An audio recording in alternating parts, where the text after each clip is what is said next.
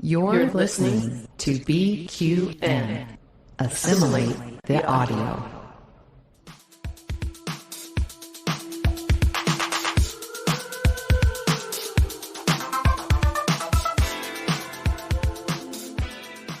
Welcome, listeners, to another episode of All Good Things, a Star Trek Universe podcast here on BQN and the Fandom Podcast Network. I'm your host, Amy, and with me today are Mark and Kelvin. Hello there, Mark. Hi, Amy. I feel like I just saw you.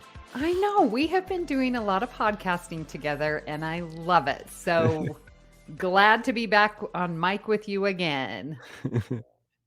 And Kelvin, hello. Hello. Hi from Manchester. What are you two doing podcasting without me? Is this a sneaky breakaway group? Well, there is a little thing called Union Federation, and we're covering Strange New Worlds. And Mark, we all know, loves Strange New Worlds, so he's been coming on for the past 2 weeks. Wow. And we also grabbed Amy for Cinema Z recently, so she was on with Matt and Laz and I. Wow. Mark, have you retired as well? Where'd you get all this time for? I really don't have any. I don't know what is wrong with me.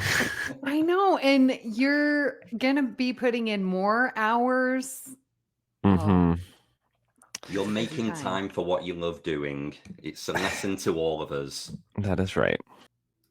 This is the bridge. All hands to emergency escape pods. Escape pod is here. So if our listeners remember, this is the part of the episode that we dedicate towards discussing new Trek. And this week we'll be discussing the season 2 episode to Ed Astra per Asperia. I think that's pronounced correctly, which is what to the stars through hardship, I think is the Latin translation. Anyway, it's a beautiful courtroom episode that I would love to discuss with you guys. So what are your thoughts? There was a lot of hype online for this episode through the people who saw the premiere because it showed episode 1 and episode 2. So people were saying, you're going to love it. And I am always quite interested when other Trekkies say it's going to be great because it could go either way. I could build myself up and then be disappointed if it's not as good as the hype. Fortunately, it was.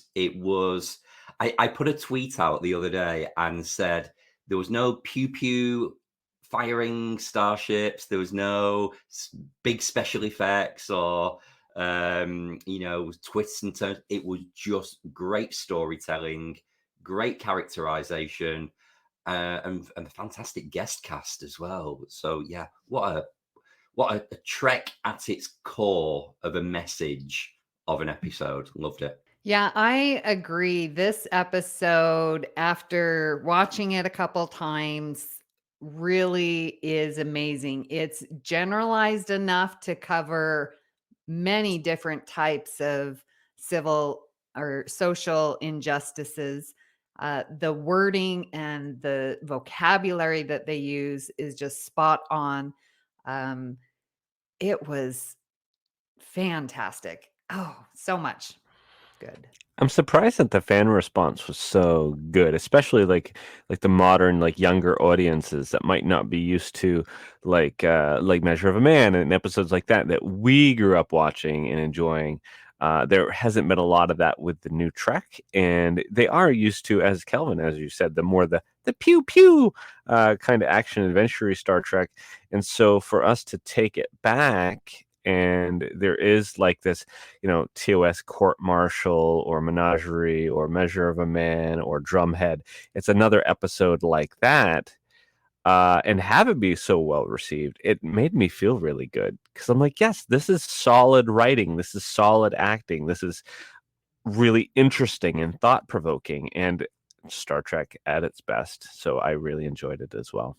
Do we feel that obviously this was very legal as an episode and they were referring to case law and, this trial of Una, the ruling of that decision in well, certainly in the English legal system, would be harked back on if there were future augment cases. Now, because Strange New World is set in that time period, it kind of got me thinking afterwards, well, the augment ban is still in effect 100 years later, 150 years later, because Bashir's parents his dad was sent to jail, wasn't he? So was the episode almost hindered a little bit because it was set in Strange New Worlds, whereas if this was a modern Star Trek, it would have been more of a celebration ruling. You know, Una got off, great, but it didn't really do anything for other augments generically. So that was the where my mind went to it afterwards of, this is great, we've got Una back on the show, but there's still no victory really for the marginalized. Well, I think it's sort of summed up at the end when Nira was saying, well, it's a start. You know, it's like, well, we didn't get to change the law. And then Nira says, you know, well, yeah, it's a start. And I'm, you know, proud to see you being led by a commander who's a Illyrian. And that was a touchstone to me to say, okay, it's a start. Here in America, we had an African-American president, Obama. He was our commander. We were serving under him. And boy, that didn't progress us much. I mean, it sort of threw us back, but it's a start. There has to be a first. And so to me, even though in America, I just feel like politics is so going backwards and social injustices are going backwards, but yet that Obama era, that was a start. And I'm just hoping we can get over that hump and get moving and progressing forward again.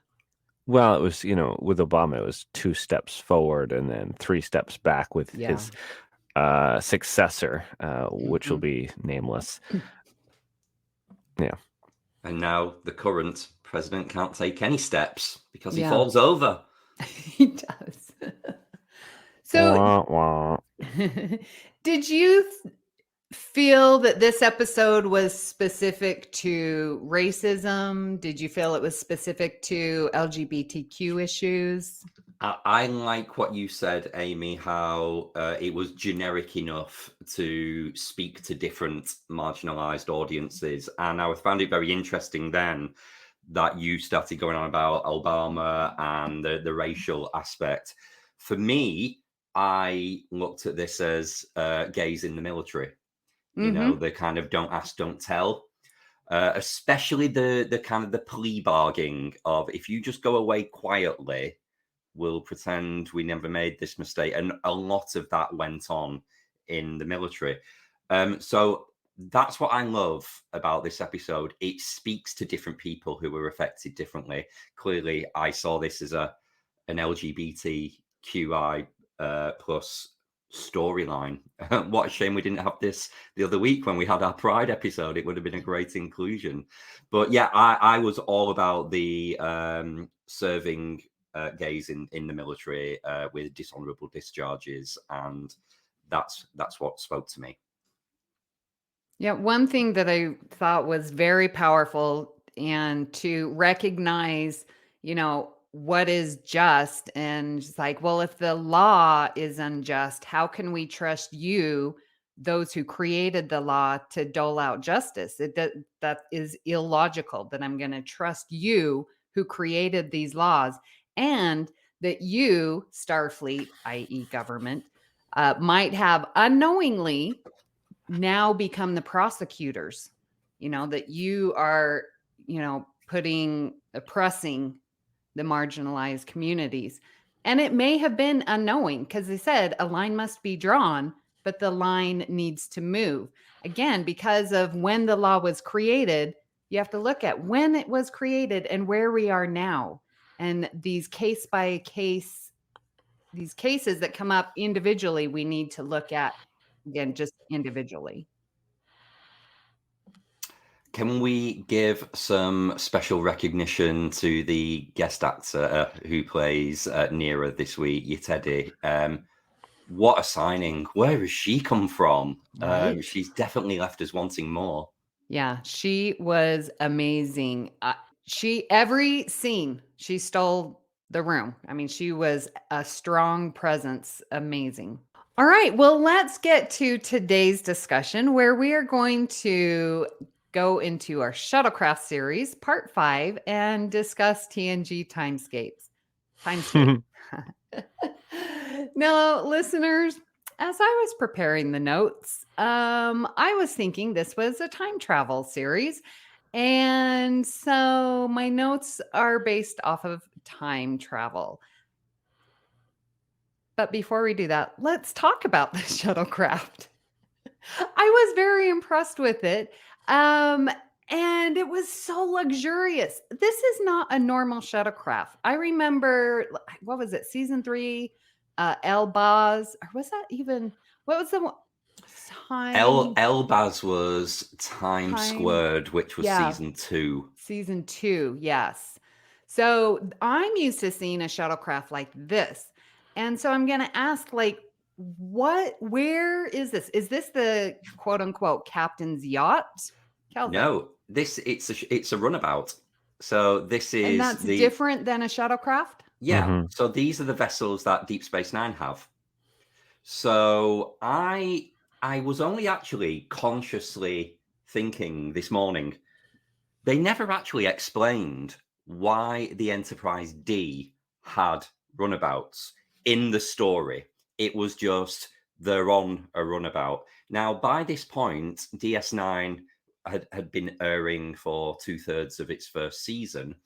And apparently the budget, the arrangement was that TNG would contribute some funding towards DS9 by designing the set of the runabout. And as a payback, they got to film an episode using the runabout set. So that's what they did here. But DS9 built it? No, so TNG built the runabout kind of set and gifted that to DS9 to save them some money, but said we want to film a TNG episode with a runabout. Oh. I believe that's kind of where my head, and it might be in the companion, the notes for that, but that's what I've always heard. But it only occurred to me this morning that they never explained it in the story. And funnily enough, I watched Emissary this morning as well, the first DS9 episode. And just in the station log, it says the Enterprise has arrived and offloaded 3 runabout class vessels to us. So that's why they were in the shuttle bay. That's why we have them. Interesting. So the purpose of a runabout obviously is larger. Yeah. And they have their own dining room. So that table fits 4 very easily. Yeah. It's spacious. The back room of a runabout, I'm getting into like technical manual thing. I full disclosure, I have a weird obsession with runabouts. I love them. And I can name them all in DS9 in order. Wow. If anyone sees me at a convention, challenge me to do that. That'll be an interesting 10 minutes of your life you won't get back. But the back set is modular, so it can lift out, and so you can have it as like they have as comfortable dining, or it can be more equipment based or like a laboratory, but you don't ever on DS9, with the exception of 1 or 2 very small scenes, see that view of a runabout. So they went to all the expense of building that back room, and then in DS9 only really showed the cockpit. Oh, interesting. Now, does a runabout have beds? Yeah. And you could see in that dining room, they were like little bunk beds on the wall, alcoves in the wall. Yeah. Okay. Yeah. Didn't we see that in DS9? What, the bunk beds on a runabout? No, we saw them on the Defiant. In the crew quarters. I'm just going to insert a little piece of headcanon here. So on DS9, every time they get a new runabout, they name it after one of Earth's rivers. So all of the Danube class runabouts are named after rivers. So you've got the Rio Grande, I've heard of that one. the Rubicon. Oh, yeah. So and this runabout never got a name. You know, they're all named. They're their own vessels with a registry number. They're not just a shuttlecraft. So it got me thinking, if this was Picard's runabout and it was a river, it might have been the Seine, which is a river which runs through Paris. Yes. So in my headcanon, this is the USS Seine. I love it. I love it. I've been on a river cruise on La Seine. Oh, did you see Notre Dame? Yeah, I did. It's my Me favorite too. cathedral. Absolutely love it. With those flying buttresses. Oh, I love it. All right. Well, now let's talk about the time travel. Oh, you know what? Our listeners might not be familiar with Timescape. So does anyone want to do a quick rundown? Well, Mark, you love a scene-by-scene analysis. Yes. Kelvin seems to have this one more memorized. Kelvin, you take it. Okay, so Picard, Troy, LaForge, and Data have been to a seminar, like an event away from the Enterprise, and they are returning via runabout, and they can't find the Enterprise D. And there are some strange kind of effects going on which cause people to freeze, and then they find out time is moving quicker through some rotten fruit, and they find out that subspace has been fractured and time is moving at different speeds in different areas. They locate the Enterprise D, which is nose to nose with a Romulan warbird, and they have to figure out why time has been fractured and to correct the mistake. They find out there are some aliens that breed the young in the Romulans' warp core, which is an artificial quantum singularity. And when the Enterprise initiated a power transfer beam to help the Romulan ship, that's what fractured subspace and got them all into this mess. So they have to calculate how to reset time and get us going again and undo some of the things in motion, like a warp core breach. Very good synopsis. Oh my gosh, you covered everything. So, in this episode, we experience a plethora of times. We're moving forwards, backwards, fast and slow and really slow, like nearly frozen. So, I'm going to ask you, what in your life would you speed up, move slower, and reverse? And for about how long would you do each of those?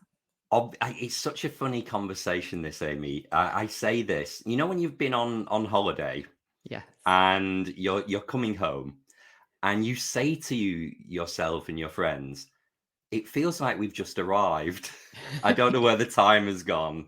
So it's those really recreational moments, I guess, are the ones you would want to slow down and savor.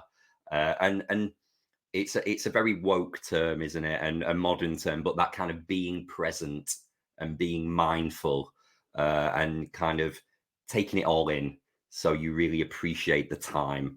So those are the ones I would slow down. And then I suppose the exact opposite would be, well, work. If you are, you know, you've clocked on for the day, you're not particularly engaged, no pun intended. You're really clock watching until 5 p.m. when it's going home time. That's not to say I don't enjoy my job, but there are those days where you just want to get to the end of it. So yeah, those would be the times I speed up.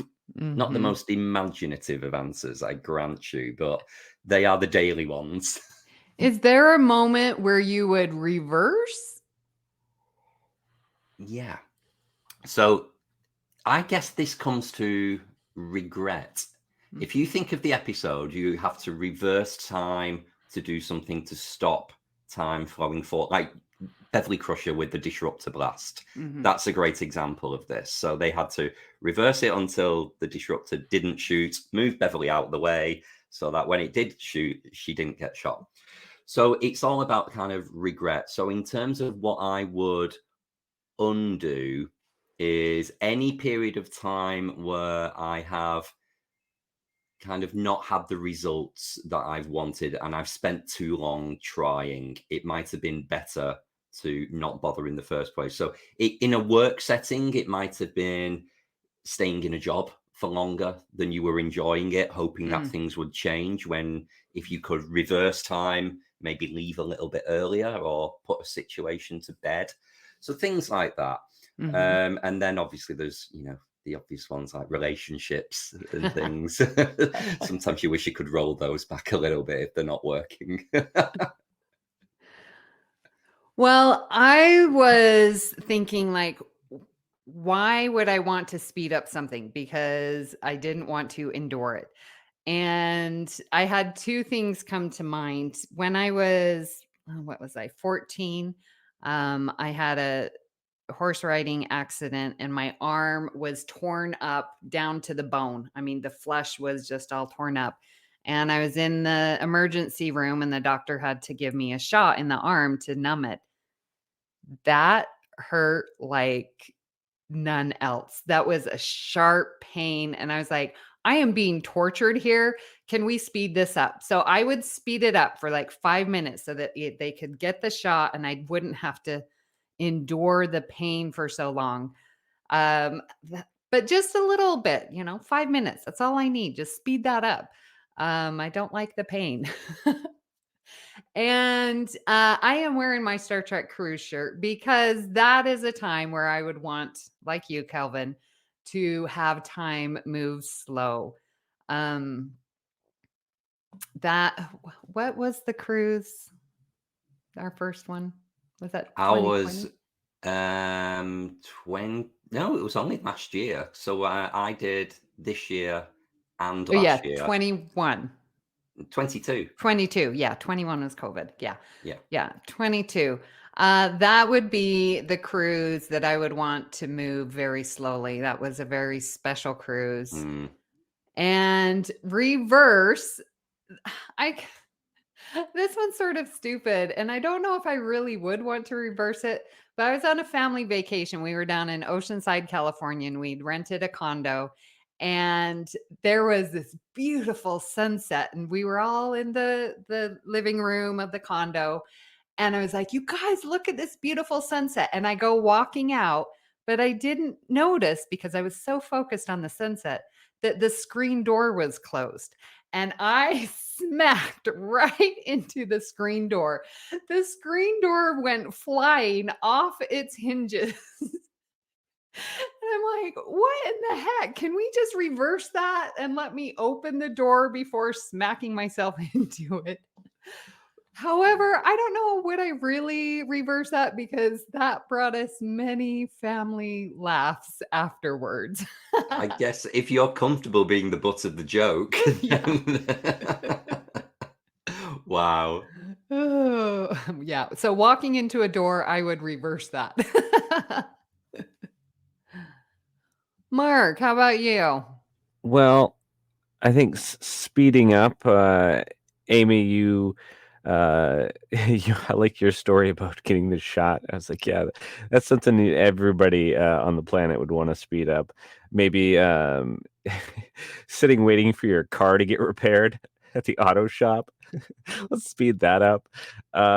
Things like that. They're just monotonous. Like, you keep looking at your watch. Come on, are they done yet? Yes. Something like that. As far as slow down, vacations, obviously, like stretch that out, just make it every moment last for that vacation. And I went a different direction with things that you would reverse, because in my head I'm like, oh, like every time you've ever been on like a fun ride or been like, if you've been downhill skiing, and I was like, oh, I want to do that again. It's like, yeah, just press the button and then all of a sudden you're back at the top of the hill. Woo, back down. Yes. Oh my gosh, good example. Yes. Yeah. So that's my thoughts. Well, obviously we cannot control time like that. But to our perception, there are moments in our life where it feels like time flew by, or where it's like, oh my gosh, I'm enjoying this moment. It's lasting forever. And it's interesting because Data investigates this at the end of the episode, and he's running experiments to see if he can perceive time differently. And it's a fun little thing of a watch pot never boils. And he's like, I'm doing this experiment, and every single time, like, I'll go away and do something else, or I will sit and watch it, and the water boils exactly at 57 seconds or whatever it was. So, what in your life has felt like time has flown by, or where time has stood still? Have you had any experiences like that are in your memory where it's like, oh my gosh, this moment is frozen in time? And I sort of think of it like Insurrection with Anij and Picard, where it's just like they're in the moment and it's just moving slowly. Kelvin? Yeah, not anything that specific, but as I get older, I find myself saying a lot of things that either my parents or just older people used to say, and I would kind of roll my eyes at a little bit. So they would say things like, oh, these are the best, your university years are the best years of your life, or enjoy your youth while you have it. You'll soon be old. And you just think time is eternal and you have all the time. And then suddenly, maybe it's you turn 40 and you think, wow, it's so long ago that I was at school, university, and it feels like it went by in the blink of an eye, even though it was many, many years, and often quite uncomfortable years as well, at school. But yeah, thinking back to those periods, it's like almost like it never happened. And a more contemporary one as well is when you talk to friends about the pandemic that we've just been through. It was 2 long, difficult years, but also as well, now when you look back on it, it feels like a lifetime ago. Like you'll say, do you remember when we used to do Zoom every week for like a year? Yeah, it's like, God, how did we do that? I don't know. So those are my examples of when I was in the moment, it felt like forever. But now in hindsight, looking back, it's just like a pinch of time. Mm-hmm. Mm-hmm. I was thinking what flew by for me was Star Trek Las Vegas 2016. And that was the 50th anniversary of Star Trek. And Creation had extended and added an extra day. So it was Wednesday through Sunday. They bumped the prices quite significantly, but that's another story. And I was like, oh my gosh, that is going to feel like forever to have this extra day. But oh my gosh, it flew by. That Wednesday to Sunday was insane. I'm like, how can it be over? It was so well done. There were so many activities. That was my first like really big involvement where I stayed at the hotel. Like it was a big convention for me.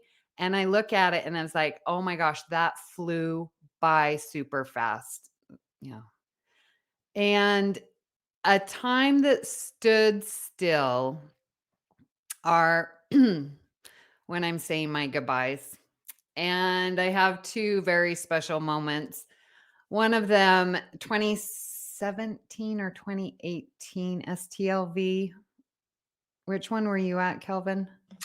I was at 2019.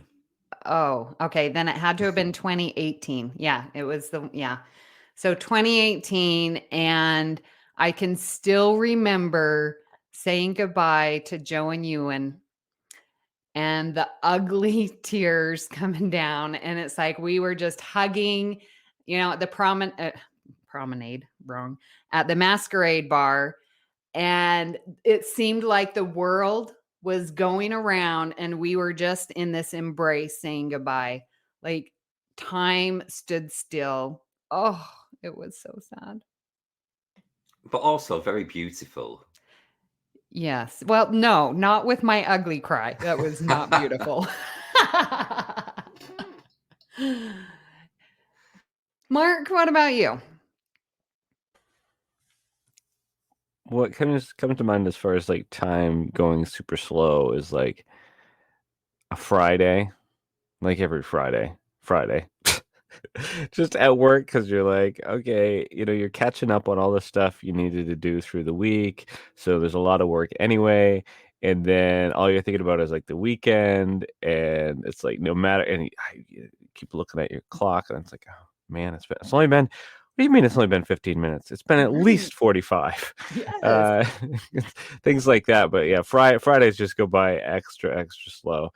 And let's see, something that goes by quickly, I guess. STLV always just flies by. The last couple of years I've been there, it's like it's a blink of an eye. It's too short. Yeah, it's too short, and you've got to, I guess, make the most of every moment. And I've had a lot of conversations recently with people that were either first time goers of the convention or haven't gone and they just want to sort of process with people, but there's these discussions and people keep bringing up the fact that it isn't about the panels and it isn't about the celebrities and it isn't about any of that. And I mean, I knew that the first time I went because I was sort of like, I want to meet the people that I've been Zooming with. I want to meet all of you guys. And yeah, to me, that's the important part of these occasions. Now, Star Trek brings everybody together, and seeing your favorite actors is cool. And listening to Doug Drexler talk about design is fantastic. Like, man, I've loved some of the really cool panels I've got to sit in on. But when I think about the overall experience, that's not where my head goes. My head goes to hanging out at the Masquerade Bar with you guys. Just, the texting, okay, where are you? Oh, I'm over here. Okay, let's meet up and go do that thing. But all of the side combos, and you don't know when the day starts who you're going to end up with and what you're going to end up doing. And that's part of the fun of it. It's like, you don't over plan. It's sort of everything happens organically and you take your time with it and you don't stress about it. It's like, oh, maybe I'll do this thing or not do this thing, but I'm hanging out with some cool people. And that's the point. And so, yeah, for me, it's like STLV always flies by, but I never regret anything. I never regret, oh, I should have went to this panel or I should have seen that person when I had the chance. It's like, no, I know that when I was there, I was spending the time with the people that I wanted to spend time with. Very well said. Oh, yes, I feel the same way. And I enjoy the panels too, but it's the people. I would point out a lot of the effects of time at STLV and other conventions could be affected by the amount of alcohol we drink, in terms of we don't know what time of day it is. We can't make a plan. I don't know how I got here. I mean, Amy thinks everybody's Marina Sirtis. Marina! Well, Las Vegas has mastered the we want you, or we don't want you to know what time it is. So when you're in the casinos, yeah, you have no idea. They have a fake sky. Oh, it's daytime. No, it's 2 a.m. Well, this episode also introduces a new life form. I had totally forgotten this. And we have this life form. Little life form. Where are you? Yes. And they're non-corporeal, but they have organic material. There's some kind of time energy being. So what did we learn about them? And we never see these again.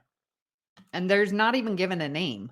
No name, no repeat show. All we know is that their infants live in a black hole. So yeah, it's a great point that you raise, Amy, because they're from another plane of existence. They're non-corporeal. They had to take over a form of a Romulan in order to communicate. So it must be some kind of almost like caterpillar to butterfly effect of the young are corporeal and in the gravity well, and then at some stage in their development become non-corporeal. So that's quite interesting in itself. But yeah, we never hear of them ever again, or they don't get a name. Well, and like, how did they get to our time? Because the one guy said, well, our young, we thought the Romulan engine was a artificial gravity well, and our young went in there. And then because the power surge from the Enterprise, but then I'm like, but if the Romulan warbird is in a different time, I guess I'm a little confused by it all.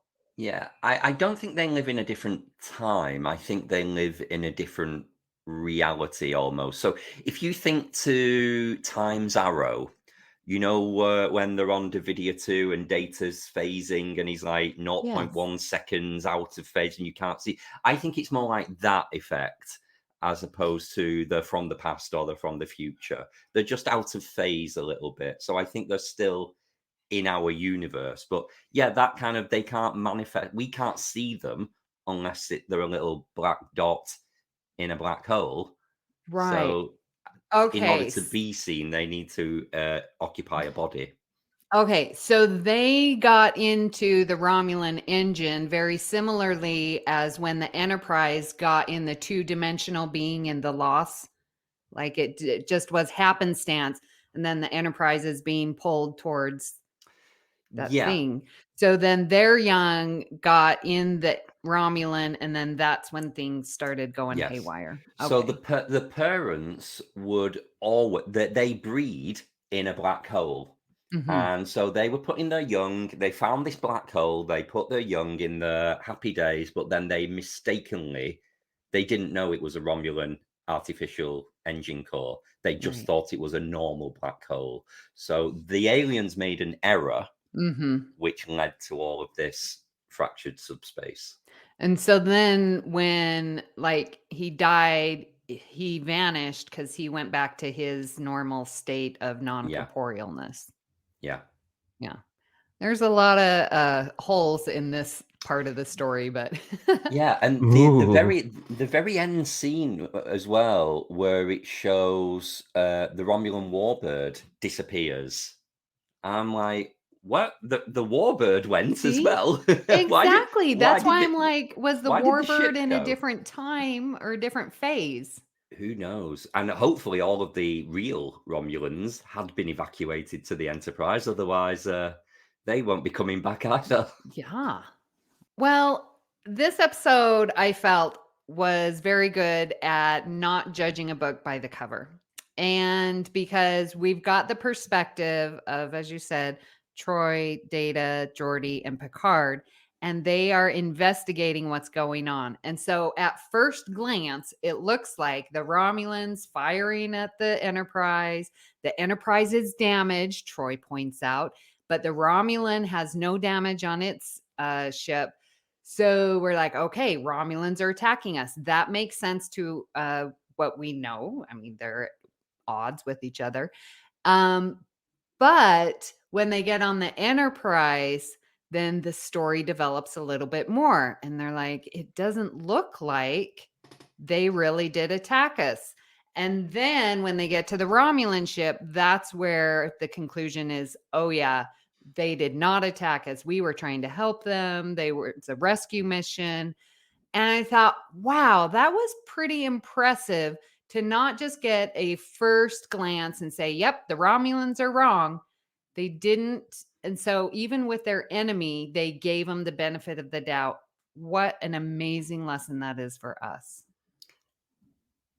It is. in the early scene where they're still in the runabout and they're looking at the external shot of the Warbird and the Enterprise, and they say there's a second beam coming here, which we later find out is the power transfer beam. And I always recall feeling a little bit, come on, guys. I think they could have figured it out a lot quicker. Obviously, there's the storytelling and they don't want to leap to the end too soon. But I didn't believe that it took them so long to figure out what was happening there. I think, first of all, Geordie's visor Geordie and Data, knowing the Enterprise, would know that emitter emits this type of beam and it's a power transfer beam. So I think that would have been identified, first of all. And it's very late on when Troy says, did I hear someone mention power transfer? It's like, yeah, and so did half of main engineering when you were on the Enterprise D earlier. So it just, to me, it was quite clunky that, almost they did judge a book by its cover too much for our heroes. They should have got to the answer quicker, in my opinion. Mark, what do you think about this Romulan story plot? Well, I know when I was a kid, I was totally like, what are the Romulans doing? It has to be nefarious. Like, that's, kind of where my head was at. But especially listening to Calvin, it's like, yeah, he made a very good point that our heroes, given their years of experience and technical know-how, should have probably come to it a little sooner. But still watching it, I love watching them figure it out, like putting the puzzle pieces together. I think that's what makes the episode fun, is them discovering the little puzzle pieces and putting it together and going back and forth between the ships and having everybody frozen. And they got some good actors in this episode to not blink. I had my eyes on everybody's eyes, and I was like, Me is somebody going to blink? too. Somebody going to blink? And nobody blinked. And I was so God watching, love can them. we see them breathe? Yeah, right? Oh, it was really good. I think, and you're right, I love looking for those details. Special shout out to Adam Nimoy, who was the director for That's this right. episode. He only did a couple of episodes, didn't he? 2. And this must have been a horrendous episode to direct. I wonder how many takes it took every time someone blinked, every time someone twitched. And I noticed in all of the scenes, certainly on the Enterprise, it would, if you picture like Worf in the transporter room, it would show the wide shot with Worf's face, and then it would very slowly zoom in to Picard, Troy, whoever, to continue the conversation, because you couldn't just expect Michael Dorn to be stood there in the background for a minute and not blink. Right. So that was the deliberate camera angles.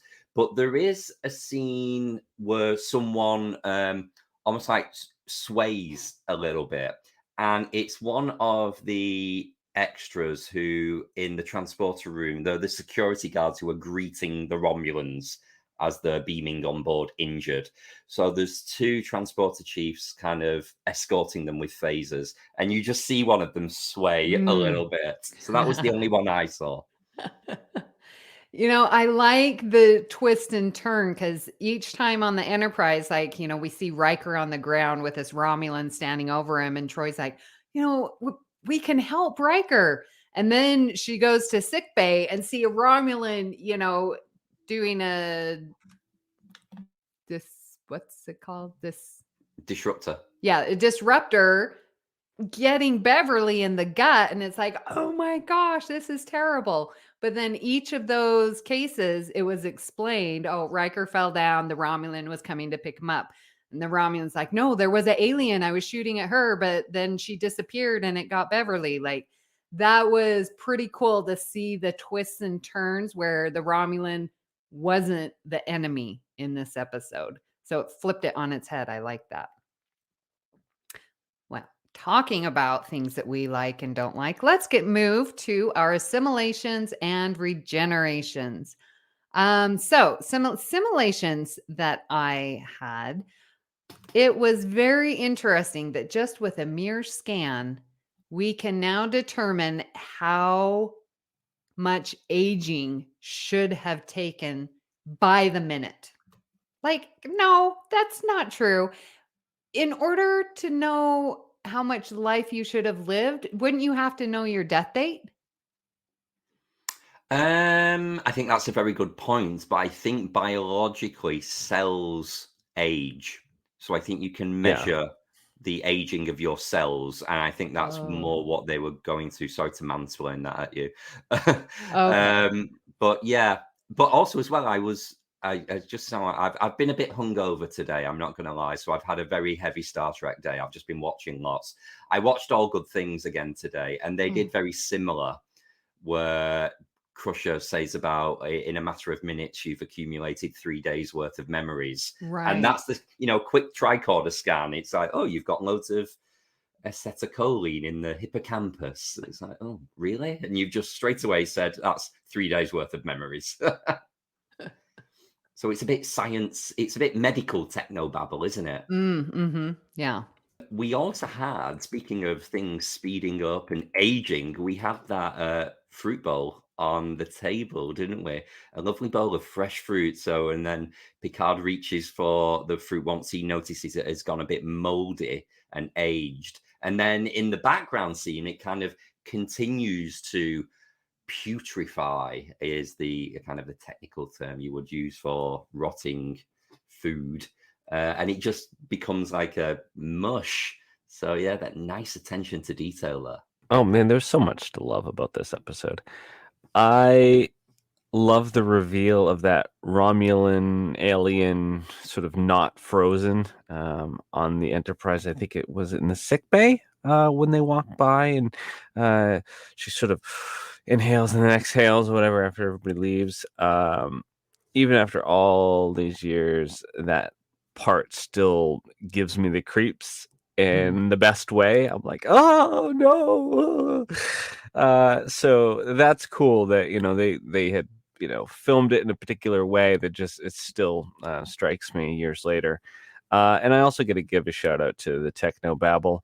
I think we've been used to watching modern Trek lately, and they don't get so into the techno babble as we were used to with the 90s Trek. And it's I don't know, it makes me feel good. I'm like, yeah, they're really trying to make it sound plausible, and I love that. It's not just like Time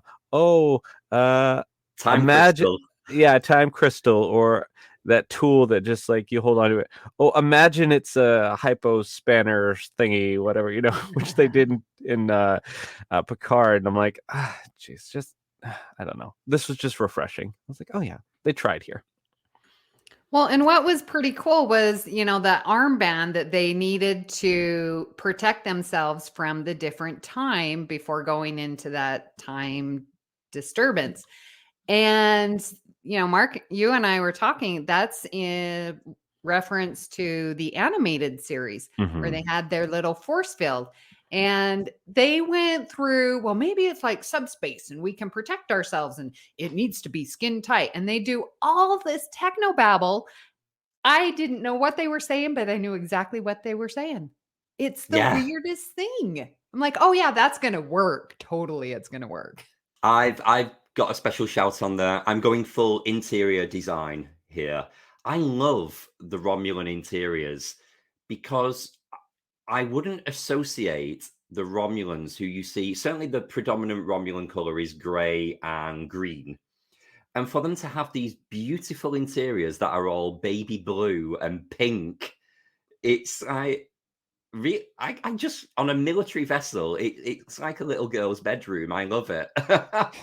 So, and you saw that in Face of the Enemy, and it continues through to the Romulan engine room here. And even Neural's office in Unification Part 2, that has the same kind of design and detail. But yeah, it just surprises me that predominant Romulan color schemes are pink and baby blue.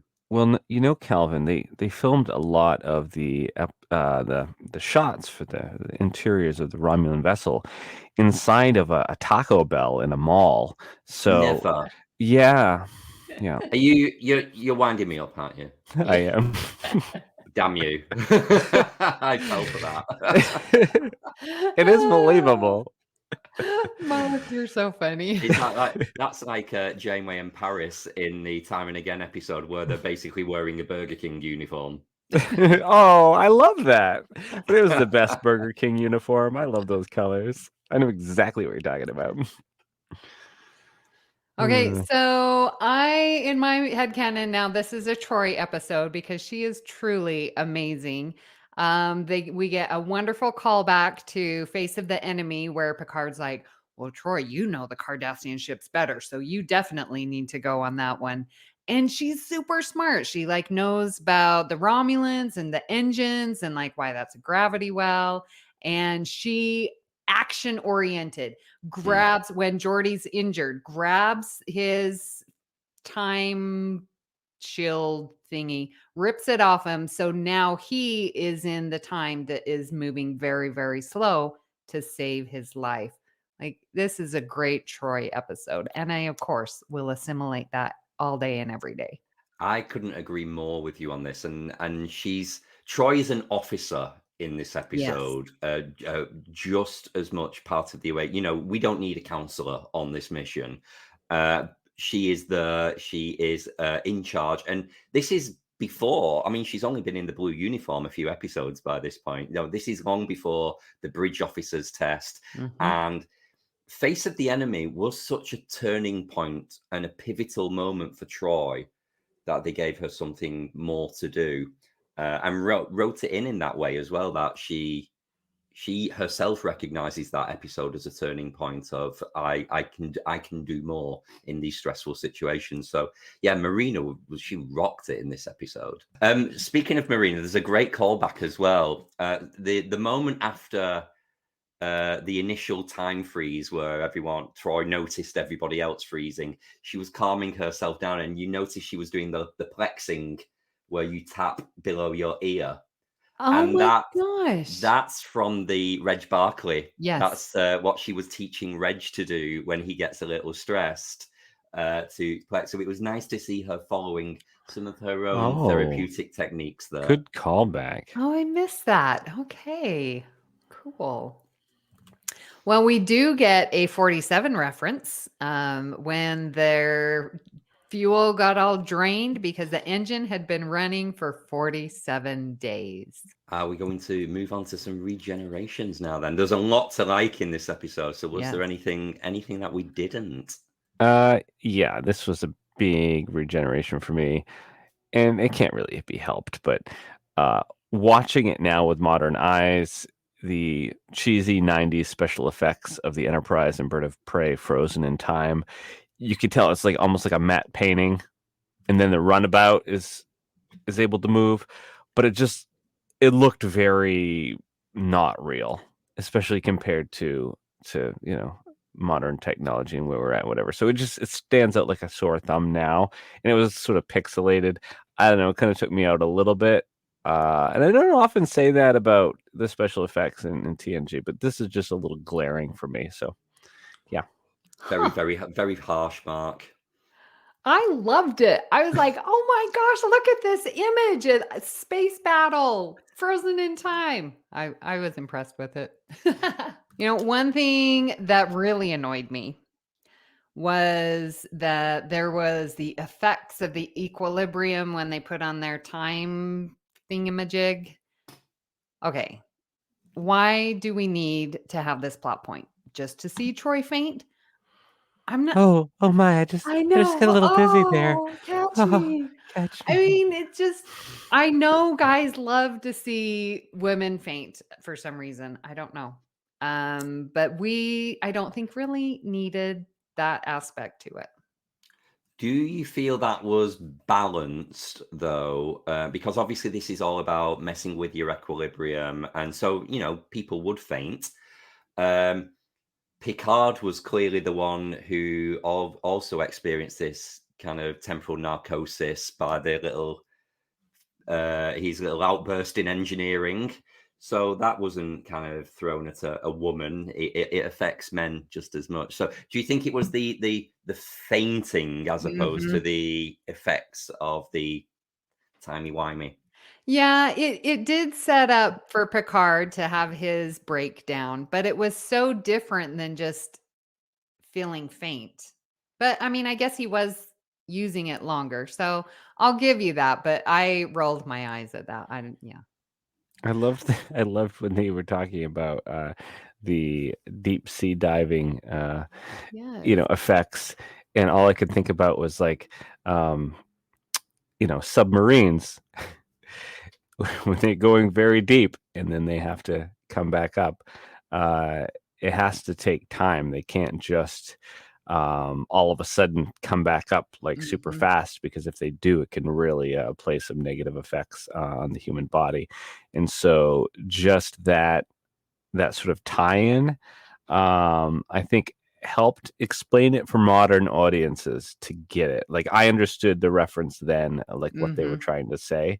And so I thought that was cool. Yeah, it was a good connection. Well, that's an assimilation. All right. I've put a regeneration in here, and this is a generic regeneration altogether, but it's particularly more cringy in this episode.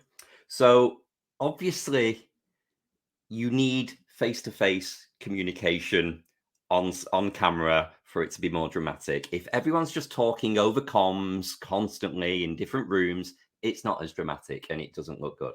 So throughout Star Trek, when people constantly say, report to the bridge, report to astrometrics, please come to engineering. Dr. Crusher was murder for it. She would always say, can you come to sick bay? I've got something to tell you. And I would always just say, well, just tell me over the comms. Can't be bothered going all that way. Now, for Data to be in engineering and say to Picard on the bridge, can you come down to engineering? And when he gets there, he says, there's a warp core breach going off. There's no transporters, there's no turbo lifts. It's 36 decks down a ladder. It would have taken about an hour and a half to get there for him to say, there's a warp core breach. Yes. So I was like, every time they had to go somewhere, I just felt really sorry for them, going, oh God, but it was just miles to walk. It would have taken them so long to get anywhere in this episode. And I, similar to that thought, when they were, going through the Jeffrey tubes and the, not, why can I not come up with my words? With the stairs, the ladders? What's that called? Jeffrey's tube. Okay, yeah. So they're, traveling to the Jeffrey tubes and they each have a different destination that they need to go to, but yet they're all traveling together? That doesn't make sense. No, it doesn't, because you maybe if they're all departing the same area and then they'd separate, but yeah, they wouldn't all be Yeah. going up and down the same Jeffrey's tube. It's like Right. and I think almost like a spider's web throughout the ship, isn't it? Yeah, and Picard's like, oh, well, they found those people in the Jeffrey's tube already there frozen.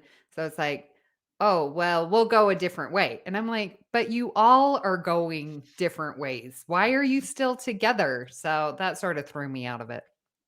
And then one other regeneration, when Picard reaches for that moldy fruit and his hand ages really fast, those stupid, fake, gross, long nails were just disgusting. They were straight out of a Claire's Accessories teen shop then. No, they were awful, weren't they? Yeah. All right. Well, let's get to our final thoughts. I'm going to go first because I really am just sad at myself for not remembering how amazing this episode is. I was texting you guys. I mean, I know, Kelvin, you were asleep, but I was like, this episode is amazing. And here it is. This is why this is an amazing episode. And I think it is one that should be shown to a first time Trekker because you are getting a new life form, which is very unique, non-corporeal. We talked about it, energy. Like we're introduced to new life form. There is time travel, and it's not just, oh, I went back in time, speeding up, slowing down, reversing. Like it is a unique way, and it covers a lot of different time. There is awesome humor in this. Come on, with Riker and Spot. Oh, that was hilarious. And Data going through watch pot never boils. And like, there's good humor. There's amazing character development. And there's a mystery to solve with aspects of horror because you're walking around and everyone's frozen and, Troy walks around a corner. Like, that's spooky horror. So, like, there's this mystery to solve. This episode has everything. One of my favorites now. Wow. I said last week, didn't I? This is in my top 10 episodes. I've always loved this episode. This is very much a go-to. I know the episode line by line, scene by scene. I can have it on in the background on mute, and I know exactly where they're up to. I will point out the irony as well to the listeners that I'm having some internet issues today, and I'm freezing just as much as they did in this episode. So time is moving at a different speed for me. Verified. I think we've coped okay. But yeah, there's that. I mean, we've not spoke about the scene around the table where they're all reflecting on the conference and, the hello, Diane. It's so, you don't see Picard telling jokes. You don't see Troy telling jokes like they do in this episode. Mm-hmm. It's so you believe that they're friends and colleagues. Yes. And because this is the penultimate episode in season 6, it's so earned this relationship and friendships that they've got after 6 years of knowing each other. So I love that. And there's some very memeable imagery in this episode that keeps coming back. I love it. Top 10. Well, I just got to echo what you guys are saying. This is one of my favorite episodes. It's a go-to. I've loved it every watch that I've had. I never really thought about it until the conversation with you, Amy, today. But yeah, it is a good introductory episode for people to sort of, you want to know what Star Trek is about. It's this. It's people working together from different backgrounds, different cultures. It is discovering new life. It's not judging a book by its cover and sort of getting to the bottom of something before you make, judgment. It's all of these things. It's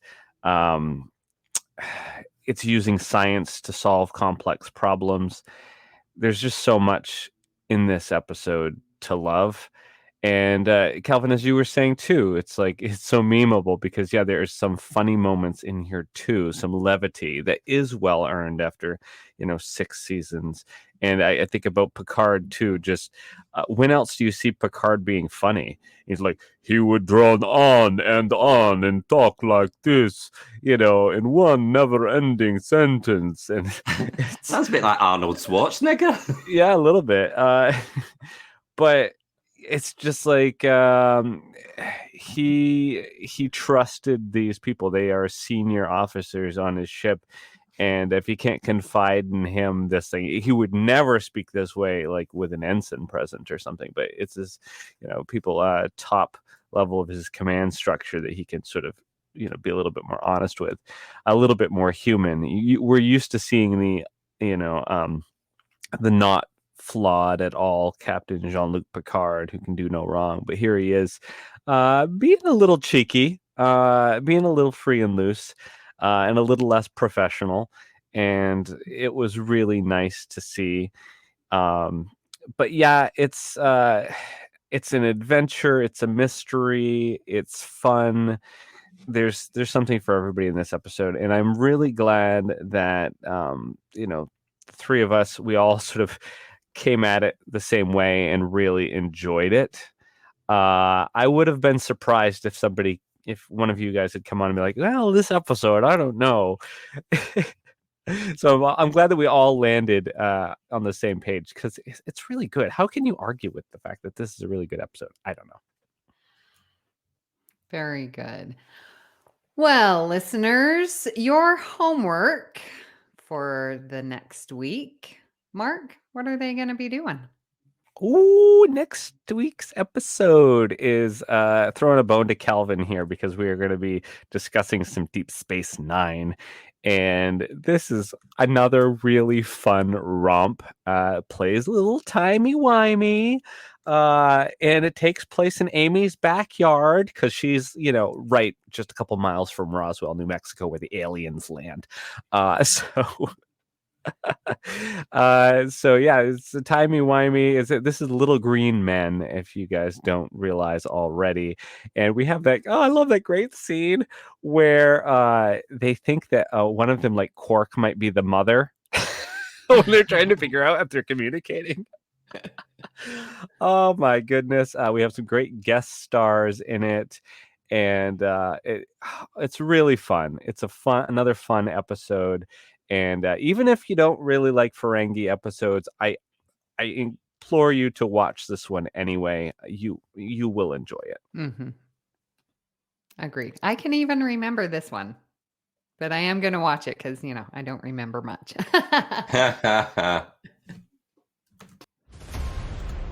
What shows are on BQN, you ask? Well, here's a rundown of some podcasts you might be interested in. All Good Things, a Star Trek Universe podcast covering all of Trek, hosted by Amy, Mark, Christos, and Kelvin. Bargain Bin Gamer, a YouTube show hosted by Davey, a self-proclaimed gamer who specializes in reviewing and showcasing affordable video games.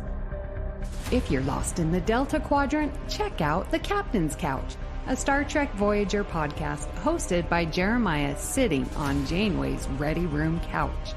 Cinema Z, a film discussion and review podcast showcasing films you probably missed but should definitely check out. Hosted by Mark, Matt, and Laz.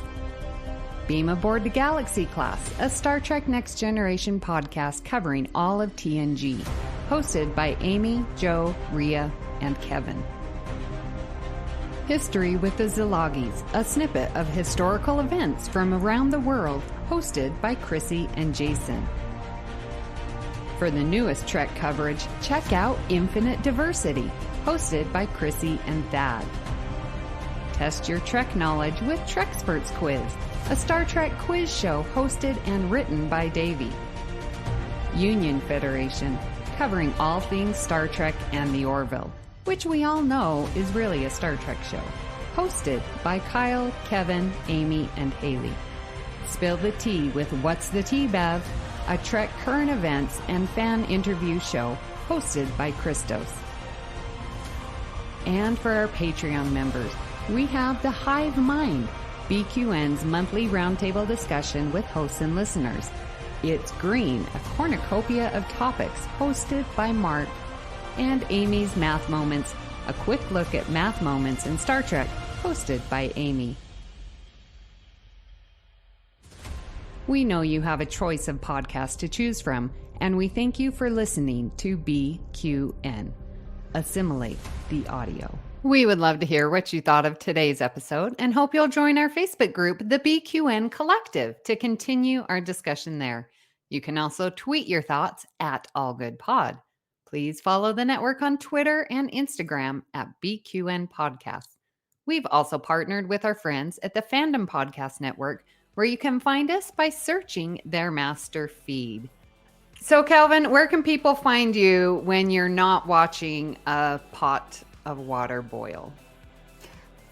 That makes me sound so exciting. Thanks for that, Amy. When you're not watching paint dry. Grass grow. When I'm not doing that, you can find me on Facebook in the BQN Collective, or you can find me on Twitter and or Instagram at Kelvin's Timeline. And Mark, where can people find you when you're not assisting Dr. Mahendran with some empirical research on interspecies mating rituals? I'd help him. When I'm not doing that, you can find me in the BQN Collective Facebook page. You can find me on Twitter at MarkWhite207. You can find me if you become a patron of the network on Patreon, where I host the show It's Green. And as previously mentioned, I also host a show called Cinema Z with Matt and Laz, and we discuss some really cool movies that are special to us and we think are important to cinema. So that's definitely worth checking out.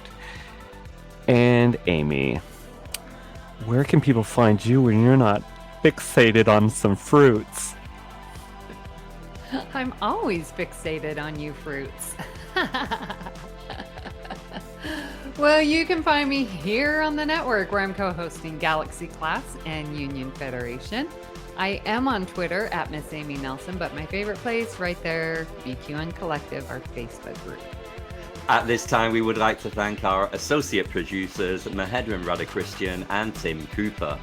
A special thanks to Graham Kelly for our opening and closing music, and our very own Mark White for our beautiful artwork each and every week. If you'd like to help us keep all of our shows coming to each week, you can become a patron of the network on Patreon.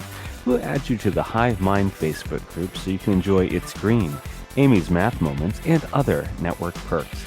With a monthly subscription of $5 or more, you can join our meetings on the Hive Mind Roundtable discussions on the second Saturday of each month. Visit patreon.com/BQN to get all the details. And watch your messages. Thank you for listening. We hope you'll join us as we search out All good things.